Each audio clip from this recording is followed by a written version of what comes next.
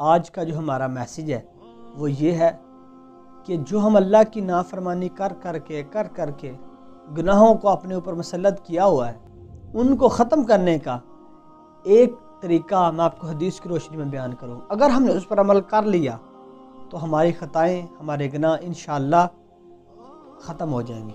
وہ کیا ہے؟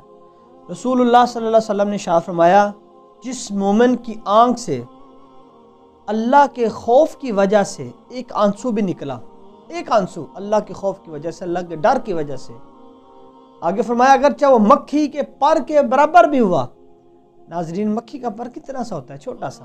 فرمایا اگر مکھی کے پر کے برابر بھی ہوا تو فرمایا وہ آنسو اللہ کے خوف کی وجہ سے جو نکلا ہے اس کے چہرے پر ظاہر ہو گیا، تو اللہ کے پیارے حبیب صلی اللہ علیہ وسلم نے فرمایا اللہ وحدہ لا شریک اس پر جہنم کی آگ کو حرام فرما دے گا۔